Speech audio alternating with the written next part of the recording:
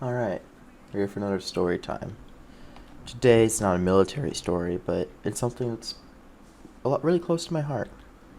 So, literally 10 years ago, my mom got custody of me in the courts. Parents are divorced, whatever. Not super rare in America, unfortunately. And yeah, so I went from living in Virginia Beach, Virginia, all the way to living out in Vancouver, Washington for a couple of years. Or I guess for really about 8 years before I became an adult and I decided to join the army and all that. So last week, after, it's 2023 and I left in 2013, after a little over 10 years of being gone, I actually went back to where I came from. When I was first grade through fifth grade, I went to a private school. It was part of a local church. And, the church is on one side of the road, the school's on the other side. So I went back just because it was only about 5-6 hours from where I live now. And so much was the same, but so much was so different. Like, when I actually started getting closer, even though obviously by the time I left, I was only like 12 or 13 years old, like, I realized I don't need Google Maps anymore. I know where this turn goes. My dad drove me on this route to school hundreds, if not over like a couple thousand times. I was like, oh yeah, there should be a Wendy's up ahead on the left. There was the Wendy's. I was like, I think there was like an AutoZone on the right. There was an AutoZone up ahead on the right. And it was just like, so much yet so little had changed. I remember, so I was driving up to the church. First thing I noticed is as a kid, I remember there being like literally dozens of buses in the parking lot. I only saw like two buses, but they were in a different parking lot really far off, and they were smaller than I remember. So I'm like, okay, that's neat. But then it's like the playground. So when I was little, there was this, there's the playground or whatever, and there was a fence that like covered the side to the road, but that's all it covered. Now like the entire playground is in a fence. So I'm like, okay, I guess can't have children running off on you or whatever. But like the biggest thing I noticed is when I was a kid, there were these the giant concrete tubes that they use for like sewers or whatever, like the giant ones that people can walk through pretty easily. We had, I think, maybe four, or at least two. I don't remember exact because obviously this was literally literally over 10 years ago that I was there. But there was these giant concrete tubes, and the outside of them was painted yellow. I remember that part specifically. And we would play on them. And I remember when I was really little, because I started first grade. Like when you're really little, you weren't strong enough or big enough to jump up on top of them. So the older kids who were also on recess, they would have to help pull you up. That's if they liked you. That's how you know like you're in with the cool kids or whatever. And like when you finally grew up and became strong enough to be able to jump up there on your own, and then you could help other people get up there, that was like a big sense of accomplishment. And those concrete tubes were gone.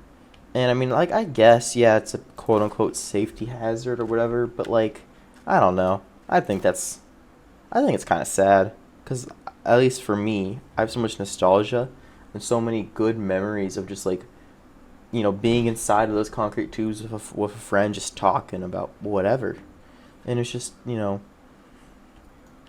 it's sad to see that go. It's sad to look at things from the past and be like, oh, man, it doesn't exist anymore. Another thing that doesn't exist anymore is so the light poles or whatever. There was this wooden light pole that had a circle of stones around it and had a memorial plaque when I was a kid, because apparently way back in the day, some electrician was working on the light pole, and apparently electricity wasn't turned off or whatever, or something happened, and he got shocked to death, and they had a memorial there in honor of him, and like, oh, it's unfortunate. Uh, which, I mean, that's probably a little weird to have, but I don't know. I just remember that being there as a kid. That's not there anymore. The light pole's not there. I didn't walk over to the playground, so maybe there still is a memorial plaque on the ground. But from a distance, I couldn't see anything. It looked like it was all gone. I will say the area where you could eat outside with the bathrooms, it looked a lot cleaner. They definitely redid the outside of the building, so that's good. Good to see money, maintenance, and all that. The church.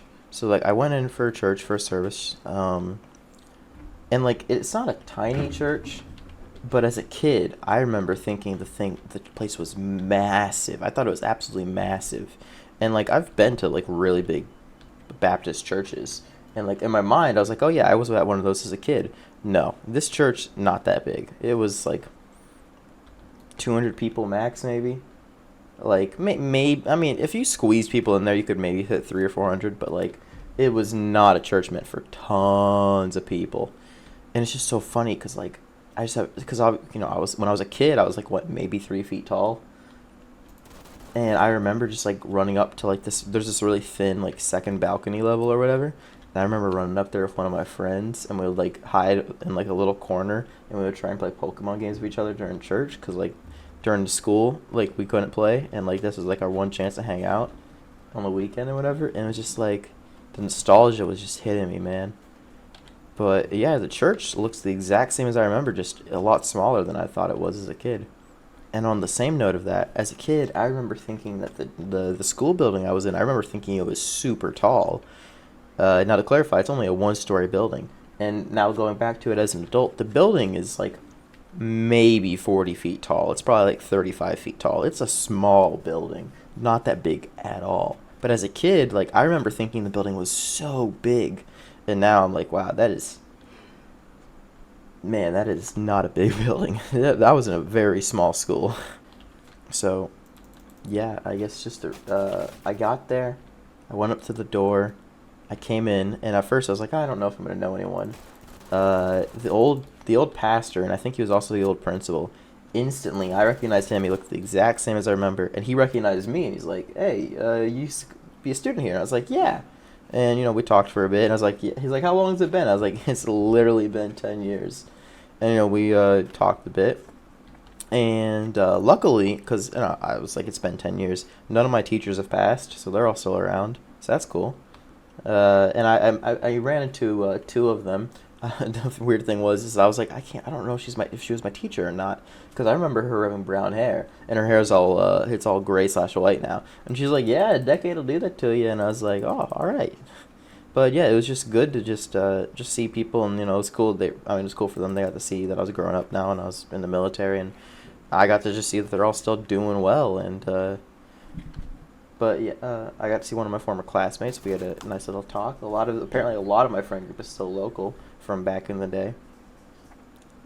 It was just a really cool experience to just be like my hometown where I grew up for first 12 years of my life.